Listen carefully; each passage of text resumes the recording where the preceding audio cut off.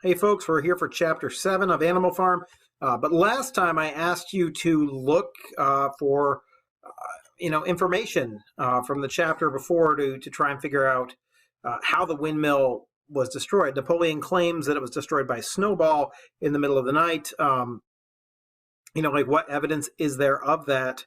The evidence that Napoleon provides is that he smells his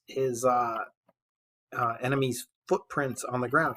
Well, it's true that pigs have sensitive noses. Maybe there's something that you could argue there. Who verifies that aside from Napoleon himself? And then you can start thinking about other reasons. Like some people suggested that Snowball always wanted to help the animals of Animal Farm. Why would he come and destroy their work? What motivation would he have to hurt the animals of Animal Farm when it was actually just Napoleon who caused him problems? You could look at it from that tack. But there's actually some textual evidence in here, not necessarily based on character analysis, because you could also say that Napoleon's been a liar in the past. Why wouldn't he be lying about this? And I think that works too. But if you're actually looking for text here that will give you that evidence. So let's page up a little bit. Let's see. November came with raging southwest wind. Building had to stop because it was now too wet to mix the cement. They've been putting up stones with wet cement. Finally, there came a night when the gale was so violent, that's personification, that the farm buildings rocked on their foundations and several tiles are blown off the roof. Well, there is winds this night that are strong enough to rock the farm building on its foundations and blow tiles off the roof. But that's not all. The hens woke up squawking with terror because they had all dreamed simultaneously of hearing a gun go off in the distance. What is that noise of the gun going off? That's right. It's the windmill falling over. In the morning, the animals came out of their stalls to find that a flagstaff had been blown down and an elm tree at the foot of the orchard had been picked up like a radish. There's a simile there. It was a terrible windy night. What happened to the windmill? It blew over, maybe because it had wet cement. But actually, if you go up a little earlier, you can find, let's see, got to look for it here. Let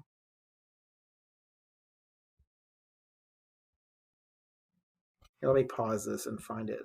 Here we go. And some of you guys found this and did a pretty good job of arguing it. Every human being held it as an article of faith that the farm would go bankrupt sooner or later, and above all, that the windmill would be a failure.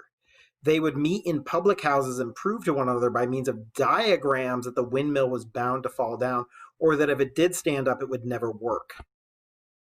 All right, human beings are looking at the construction of the windmill and they're like, it's never going to work, it's going to fall over. What happens? It falls over. Go back and look at Snowball when he was making the plans for the windmill. What was he using as his sources? Every man his own bricklayer and education for dummies? What experience do the pigs have with building buildings? You can actually back this up a little bit down here where we're looking at the windmill. The animals are tired but happy. They had a hard year, but the windmill compensated for everything. It was almost half built now. Let's see, they are, here it is. They would walk round and round the half-finished mill, admiring the strength and perpendicularity of its walls. Perpendicularity means straight up and down. Generally speaking, a load-bearing windmill has slightly angled walls so that it's not got as much weight on the top as it does on the bottom. Because if you have as much weight on the top as you do on the bottom, something is top-heavy. So there's a lot of little tiny textual hints in here that show that the pigs don't know what they're doing, and they made some miscalculations in the building of the windmill, which resulted in the windmill toppling over. Now, instead of taking the responsibility for that on his own shoulders, Napoleon shifts that responsibility to Snowball. And that is going to be a little bit of a problem. I got to make it so you don't have my picture over this. So let's try 140. That's going to make it a little difficult. I lost my train of thought entirely.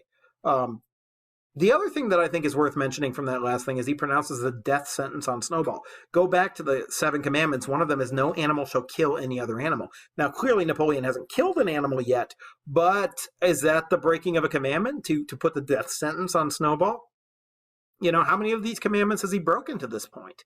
Maybe go back and take a look. Certainly all animals are equal as being broken. In fact, let me pause this and run up and we'll go to the 7 commandments and we'll look at them and see how we're doing on Animal Farm at this point. Here we are, the 7 commandments. Whatever goes upon 2 legs is an enemy. Well, Napoleon's having personal dealings with Whymper, a solicitor from Willingdon, so clearly they're having trade with somebody who's on 2 legs. Whatever goes on 4 legs or has wings is a friend. Wait a second, Snowball goes on 4 legs. Is he a friend? No animal shall wear clothes. Animal Hero First Class, Animal Hero Second Class. Are those medals clothes? That one's debatable. No animal shall sleep in a bed with sheets. Right? That one's clearly broken. No animal shall drink alcohol. Okay, well, we're good on that. They haven't had a drink yet, and they're not going to either. No animal shall kill any other animal. Well, yeah, okay, we've pronounced the death sentence on one, and all animals are equal. So what have we got here? We're still good with maybe no animal shall wear clothes. Maybe no animal shall drink alcohol. That's it. They've broken all the other commandments, but the commandments are still on the wall of the barn. So what does that say about their regime, about the Animal Farm and the utopia that they were trying to build? All right, we're going to go back and read the chapter. Chapter 7.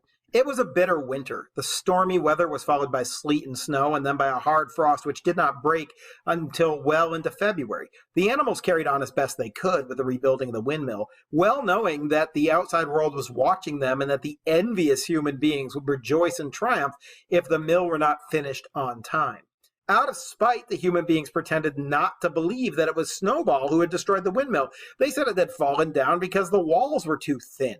The animals knew that this was not the case. Still, it had been decided to build the walls 3 feet thick this time instead of 18 inches as before, which meant collecting a much larger quantity of stone. For a long time, the quarry was full of snowdrifts and nothing could be done. Some progress was made in the dry, frosty weather that followed, but it was cruel work, and the animals could not feel so hopeful about it as they had felt before. They were always cold and usually hungry as well. Only Boxer and Clover never lost heart. Squealer made excellent speeches on the joy of service and the dignity of labor, but the other animals found more inspiration in Boxer's strength and his never-failing cry of, "I will work harder." Contrast again. Words versus deeds. Squealer makes great speeches, but speeches are just speeches. In January, food fell short. Now, we foreshadowed this. The corn ration was drastically reduced, and it was announced that an extra potato ration would be issued to make up for it. Then it was discovered that the greater portion of the potato crop had been frosted in the clamps, which had not been covered thickly enough. The potatoes had become soft and discolored, and only a few were edible. For days at a time, the animals had nothing to eat but chaff and mangles. Starvation seemed to stare them in the face. Personification. It was vitally necessary to conceal this fact from the outside world. Emboldened by the collapse of the windmill, the human beings were inventing fresh lies about Animal Farm. Once again, it was being put out that all the animals were dying of famine and disease, that they were continually fighting among themselves, and had resorted to cannibalism and infanticide. Napoleon was well aware of the bad results that might follow if the real facts of the food situation were known, and he decided to make use of Mr. Whymper to spread a contrary impression. Pause. All these lies being told about Animal Farm, that they're dying of famine and disease. They're starving, folks. That's actually true. That they were continually fighting among themselves, Snowball and Napoleon. I think that's actually true, too. That they have resorted to cannibalism and infanticide. No, I don't think the animals are eating each other or killing babies at this point, so that seems to be a lie still. But whatever. Now Napoleon's going to orchestrate a deception. And when your leaders, I guess, are orchestrating a deception, maybe it's an indication that they might be fooling you as well. But whatever. Hitherto, the animals had had little or no contact with Whymper on his weekly visits. Now, however, a few selected animals, mostly sheep, were instructed to remark casually in his hearing that rations had been increased. In addition, Napoleon ordered that almost empty bins in the store shed to be filled nearly to the brim with sand, which was then covered up with what remained of the grain and meal. On some suitable pretext, Whymper was led through the store shed and allowed to catch a glimpse of the bins. He was deceived and continued to report to the outside world that there was no food shortage on Animal Farm. Nevertheless, toward the end of January, it became obvious that it would be necessary to procure some more grain from somewhere. In these days, Napoleon rarely appeared in public, but spent all his time in the farmhouse, which was guarded at each door by fierce-looking dogs. Seems like Napoleon's getting a little paranoid. Maybe he's afraid that his mismanagement of the farm is going to result in him being deposed.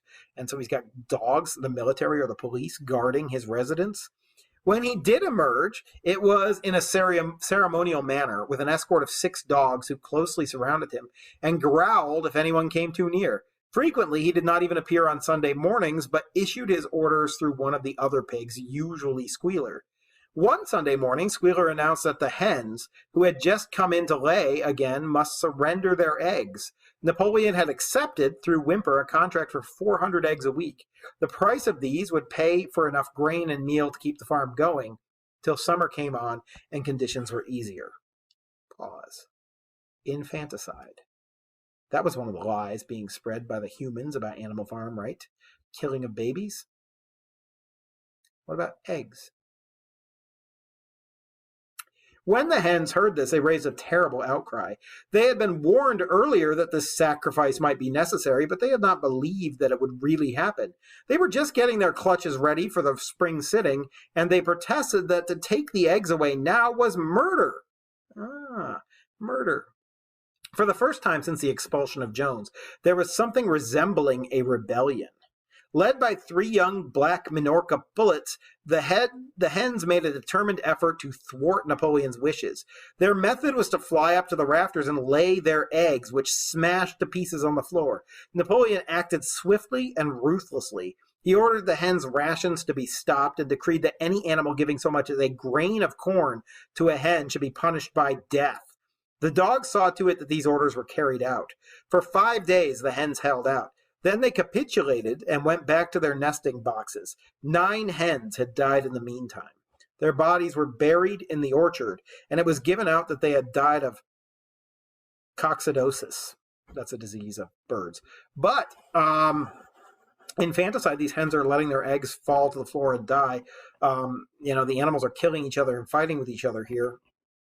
All of those quote-unquote lies about Animal Farm are actually sort of truths about Animal Farm. They only just, are seen as lies by the population for some reason.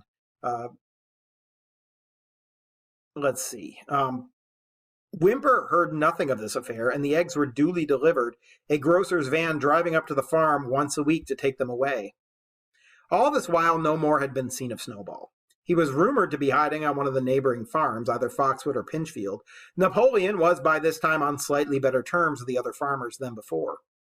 It happened that there was in the yard a pile of timber, which had been stacked there 10 years earlier when the beech spinney was cleared. It was well seasoned, and Whymper had advised Napoleon to sell it. Both Mr. Pilkington and Mr. Frederick were anxious to buy it. Napoleon was hesitating between the two, unable to make up his mind. It was noticed that whenever he seemed on the point of coming to an agreement with Frederick, Snowball was declared to be in hiding in Foxwood. While he inclined toward Pilkington, Snowball was said to be in Pinchfield. So this is sort of a weird situation. We've got this pile of wood that Napoleon has control of, and he's trying to sell it either to Pilkington or to Frederick, and he wants to make money off it. The pile of wood probably represents Poland, in the pre-World War II era.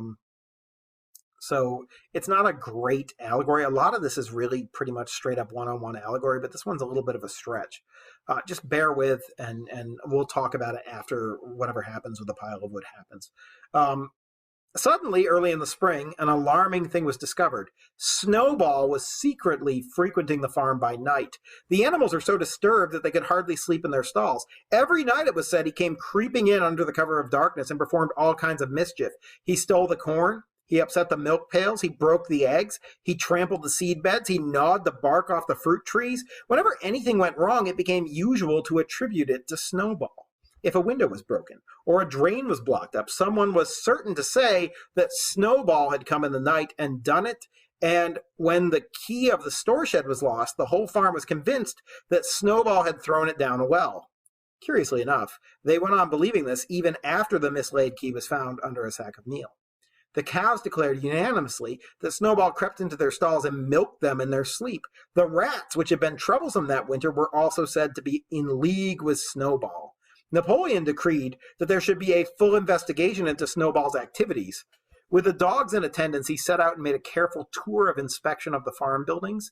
The other animals followed at a respectful distance. At every few steps, Napoleon stopped and snuffed the ground for traces of Snowball's footsteps, which he said he could detect by the smell. He snuffed in every corner, in the barn, in the cowshed, in the hen house, in the vegetable garden, and found traces of Snowball almost everywhere. He would put his snout to the ground, give several deep sniffs, and exclaim in a terrible voice, "Snowball! He has been here. I can smell him distinctly."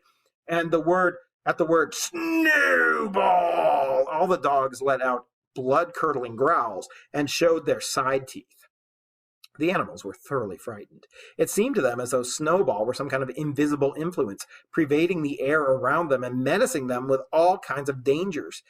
In the evening, Squealer called them together, and with an alarmed expression on his face, told them that he had some serious news to report.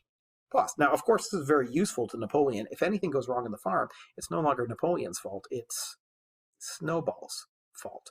We're dealing with the idea of scapegoating. When dictators take control of places, they often have to have a scapegoat, somebody to blame for all the things that go wrong, so the blame doesn't fall on themselves, right? And you see this in communist Russia. Stalin would blame Trotsky for things that had gone wrong, and Trotskyites and Trotskyists, people who were opposed to him and undermining things that he did. And you see it in a lot of other countries. Hitler blamed the Jews for things that were going wrong in Germany, and so on and so forth. So this is a common thing when you have a dictator, when you have somebody in power who doesn't want to take responsibility for the problems that they've created. And you can see that with the key. Like, the key was misplaced, but they blamed Snowball for it until they found it, and then they were like, oh, I still blame Snowball for it. Anyway, where was I? Squealer. Squealer is going to try and talk to the animals about this. Again, let's look at the pathos, ethos, logos as I read it. I'm not going to stop and go through them, but you should be able to analyze this as a reader, as a analyzer of literature. "Comrades!" cried Squealer, making little nervous skips. "A most terrible thing has been discovered. Snowball has sold himself to Frederick of Pinchfield Farm, who is even now plotting to attack us and take our farm away from us. Snowball is to act as his guide when the attack begins, but there is worse than that. We had thought that Snowball's rebellion was caused simply by his vanity and ambition, but we were wrong, comrades. Do you know what the real reason was? Snowball was in league with Jones from the very start. He was Jones's secret agent all the time. It has been proved by documents which he left behind and which we have only just discovered. To my mind, this explains a great deal, comrades. Did we not see for ourselves how he attempted, fortunately without success, to get us defeated and destroyed at the Battle of the Cowshed?" Pause. Wow. So now Snowball sold himself to Pinchfield Farm. That's Hitler. And he's plotting with Hitler to come and take back over, Animal Farm. That he was working with Jones from the very beginning, and that he almost destroyed them at the Battle of the Cowshed. Go back and read the Battle of the Cowshed. Snowball was in charge of the defense. He had the whole plan. But what Squealer's capitalizing on here is the fact that part of his plan included a fake retreat, which he led before he turned them back around and attacked. Look at it. And listen to what Snowball has to say. Not Snowball, sorry, Squealer. Squealer has to say. "The animals were stupefied. This was a wickedness far outdoing Snowball's destruction of the windmill. But it was some minutes before they could fully take it in. They all remembered, or thought they remembered, how they had seen Snowball charging ahead of them at the Battle of the Cowshed, how he had rallied and encouraged them at every turn, and how he had not paused for an instant even when the pellets from Jones's gun had wounded his back. At first it was a little difficult to see how this fitted in with his being on Jones's side. Even Boxer, who seldom asked questions, was puzzled. He lay down, tucked his forehoofs beneath him, shut his eyes, and with a hard effort managed to formulate his thoughts. "I do not believe that," he said. "Snowball fought bravely at the Battle of the Cowshed, or saw him myself. Did we not give him Animal Hero First Class immediately afterwards?"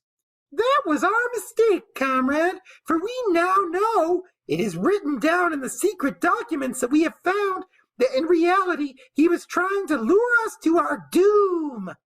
"But he was wounded," said Boxer. "We all saw him running with blood." "That was part of the arrangement," cried Squealer. "Jones's shot only grazed him. I could show you this in his own writing if you were able to read it. The plot was for Snowball at the critical moment to give the signal for flight and then leave the field to the enemy. And he very nearly succeeded. I will even say he would have succeeded if it had not been for our heroic leader, Comrade Napoleon. Do you not remember how, just at the moment when Jones and his men had got inside the yard, Snowball suddenly turned and fled, and many animals followed him? And do you not remember, too, that it was just at this moment when panic was spreading and all seemed lost, that Comrade Napoleon sprang forward with a cry of "Death to humanity!" and sank his teeth into Jones's leg? Surely you remember that, comrades?" exclaimed Squealer, frisking from side to side.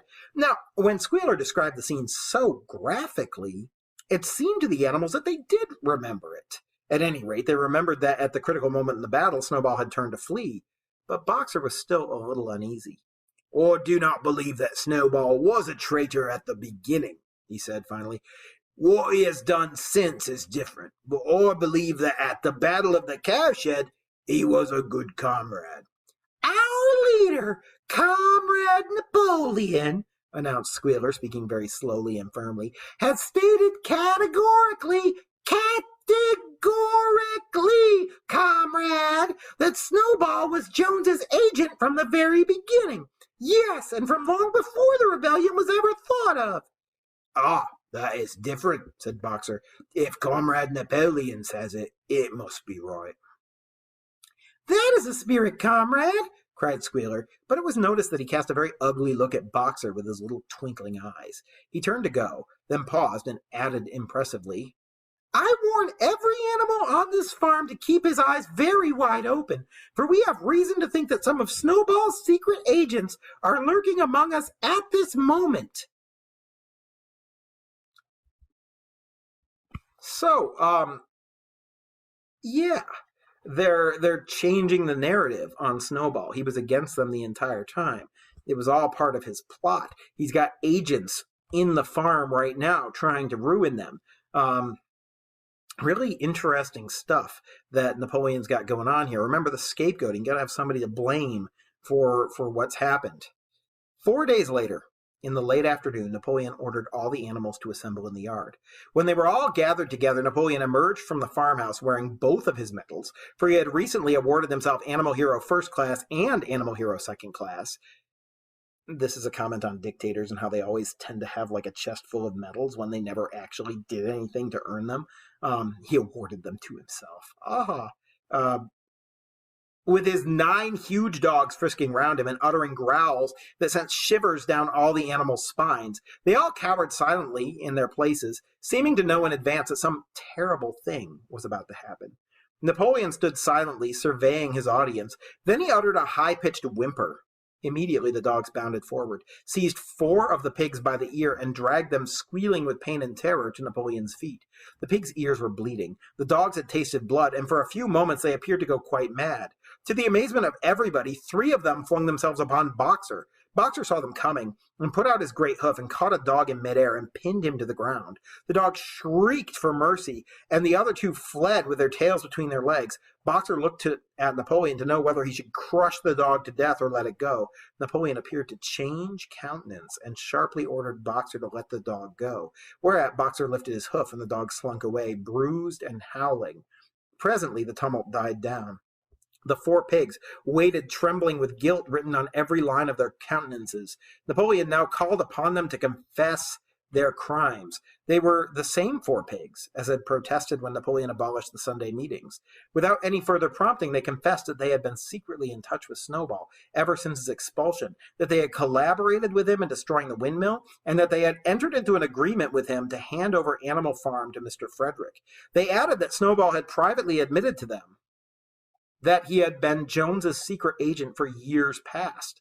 When they had finished their confession, the dogs promptly tore their throats out, and in a terrible voice, Napoleon demanded whether any other animal had anything to confess. The three hens who had been the ringleaders in the attempted rebellion over the eggs now came forward and stated that Snowball had appeared to them in a dream and incited them to disobey Napoleon's orders.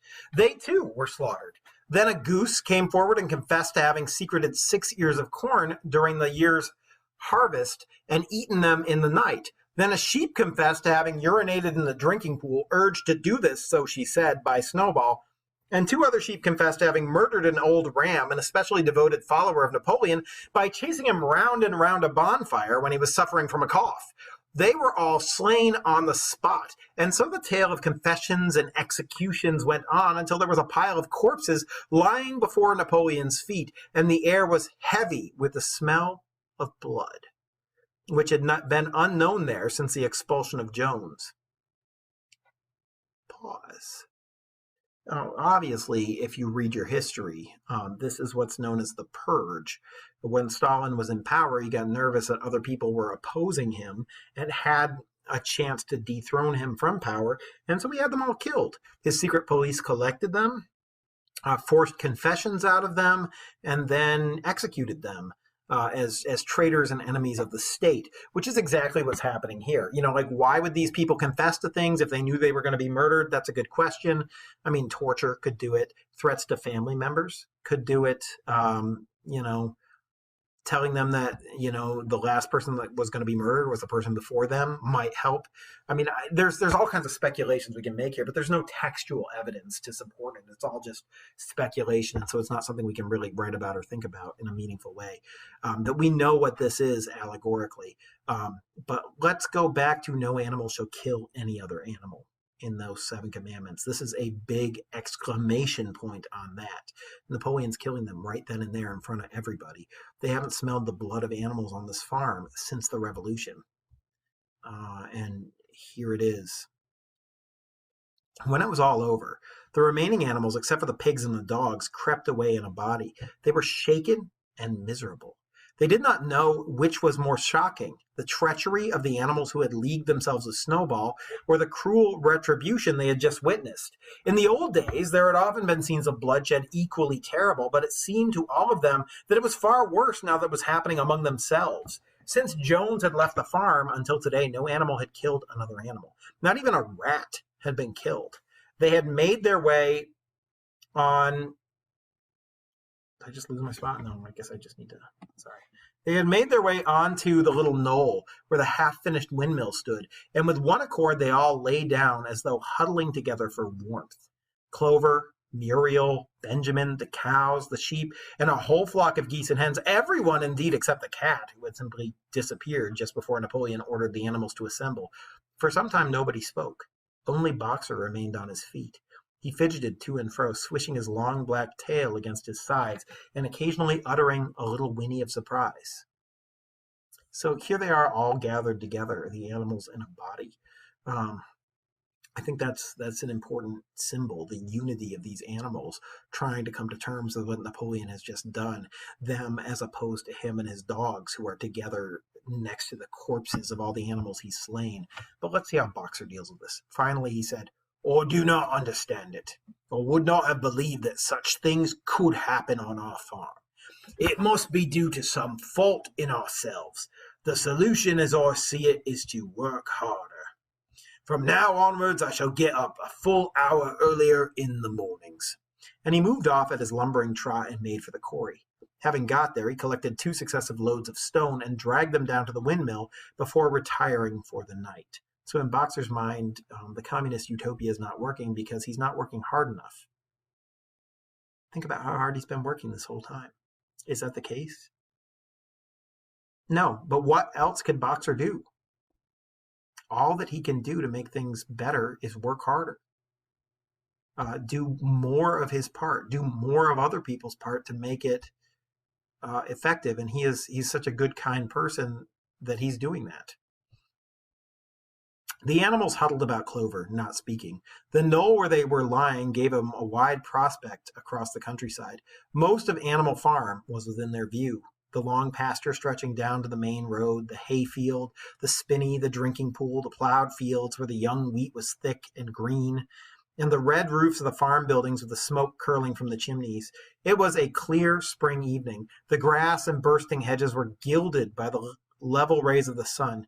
Never had the farm, and with a kind of surprise they remembered that it was their own farm, every inch of it their own property, appeared to the animals so desirable a place. As Clover looked down the hillside, her eyes filled with tears. If she could have spoken her thoughts, it would have been to say that this was not what they had aimed at. Actually, this is a really important passage, so let's get it all on one page. I'm just going to read it and then we'll go back and analyze it. If she could have spoken her thoughts, it would have been to say that this was not what they had aimed at when they had set themselves years ago to work for the overthrow of the human race. These scenes of terror and slaughter were not what they had looked forward to on that night when Old Major first stirred them to rebellion. If she herself had had any picture of the future, it had been of a society that set animals free from hunger and the whip, all equal, each working according to his capacity, the strong protecting the weak, as she had protected the lost brood of ducklings with her foreleg on the night of Major's speech. Instead, she did not know why. They had come to a time when no one dared to speak his mind, when fierce growling dogs roamed everywhere, and when you had to watch your comrades torn to pieces after confessing to shocking crimes. There was no thought of rebellion or disobedience in her mind. She knew that, even as things were, they were far better off than they had been in the days of Jones, and that before all else, it was needful to prevent the return of the human beings. Whatever happened, oh, my dogs are going crazy. Whatever happened, she would remain faithful, work hard, carry out the orders that were given to her, and accept the leadership of Napoleon. But still, it was not for this that she and the other animals had hoped and toiled. It was not for this that they had built the windmill and faced the bullets of Jones's gun. Such were her thoughts, though she lacked the words to express them. So let's go back and look at what Clover is thinking. She's sort of a stand-in for all the animals at this point, and how they're dealing with what's just happened in their farm, in their country, so to speak. These scenes of terror and slaughter, I'm going to go back right here, were not what they had looked forward to on that night when Old Major first stirred them to rebellion. If she herself had any picture of the future, it had been of a society of animals, workers, set free from hunger and the whip, all equal, each working according to his capacity, the strong protecting the weak. Okay, that is the communist ideal, right? Like that's the utopia they wanted. A society where everybody was equal, where everybody worked as hard as they could and did what they could for the good of the communal group, where the strong protected the weak. But instead, she did not know why. She doesn't have the capacity to understand what's happened here, or how it's happened, or why it's happened. They had come to a time when no one dared to speak his mind, when fierce growling dogs, that's the police or the military, roamed everywhere, and when you had to watch your comrades torn to pieces after confessing to shocking crimes. That's what happened, right? Like, the pigs have more intelligence than other animals. Instead of using that intelligence, like the strong protecting the weak, to take care of the animals, to help them, they use that intelligence to give themselves power, and then to make their lives better, and to consolidate that power. And now the strong are terrorizing the weak, and it's very, very different. But this is what happens when evil people take power. And now we're in a situation where there's a dictator, and it's not the communist utopia, because it's not a communism anymore. It's a dictatorship that's pretending to be a communism. And this is, I think, one of Orwell's points, that people are terrible. Like there are wonderful people. There are Clovers. There are Boxers. There are good people everywhere. But there are also Napoleons everywhere. And so how do you control this? Communism might be an idea that's too good for human nature. And I think this is one of those passages that shows that. I mean, we look at the ideal. It's a lovely ideal. Anyway, but look at the end of this. She knew that even as things were, they were far better off than they had been in the days of Jones, and that before all else, it was needful to prevent the return of the human beings. Are things better than they were under Jones? Go back and look at how they were under Jones. Look at how they are under Napoleon. Try and make some sort of an assessment there. Let's see. She would carry out her orders, accept the leadership of Napoleon, but still it was not for this that she and the other animals had hoped and toiled. It was not for this that they had built the windmill and faced the bullets of Jones's gun. Such were her thoughts, though she lacked the words to express them. So let's take a look at that last line. She might be able to rally the animals and have a rebellion against Napoleon if she were only able to express these thoughts, but she lacks the ability to express them. She can't. She's not educated enough to put them together or to organize or to do any of those kinds of things. At last, feeling this to be in some way a substitute for the words she was unable to find, she began to sing Beasts of England. The other animals, sitting round her, took it up, and they sang it 3 times over, very tunefully but slowly and mournfully, in a way they had never sung it before. Now, remember, Beasts of England is a song of rebellion, about living in a terrible situation and wanting to have a better situation. And they're singing it all in a group. Remember, they're all gathered there in a group, sort of as a unity. They had just finished singing it for a 3rd time when Squealer, attended by 2 dogs, approached them with an air of having something important to say. He announced that, by a special decree of Comrade Napoleon, Beasts of England had been abolished. From now onwards, it was forbidden to sing it. The animals were taken aback. "Why?" cried Muriel. "It is no longer needed, comrade," said Squealer stiffly. "Beasts of England was the song of the rebellion, but the rebellion is now completed. The execution of the traitors this afternoon was the final act. The enemy, both external and internal, has been defeated. In Beasts of England, we expressed our longing for a better society in days to come, but that society has now been established. Clearly, this song has no longer any purpose." Frightened though they were, some of the animals might possibly have protested, but at this moment the sheep set up their usual bleating of 4 legs good, 2 legs bad, which went on for several minutes and put an end to the discussion. So Beasts of England was heard no more. In its place, Minimus, the poet, had composed another song which began, animal farm, never through me shall you come to harm," which, of course, look at that song. Animal farm, never through me shall you come to harm. It's a loyalty song. It's an obedience song. And this was sung every Sunday morning after the hoisting of the flag. But somehow, neither the words nor the tune ever seemed to the animals to come up to Beasts of England. So chapter 7 is a pretty heavy chapter. We have the great animal purge, Napoleon consolidating his power. The contrast of the dictatorship that they now have with the ideal that they started out for. And how did they get there? And how do they get out of it? These are all questions that I think Orwell wants us as readers to consider. But it's been a relatively long chapter, almost 40 minutes, so I'm going to cut it there. If you have comments, if you have questions, drop them in the comments below. I'm happy to answer them. Thanks for your time and attention.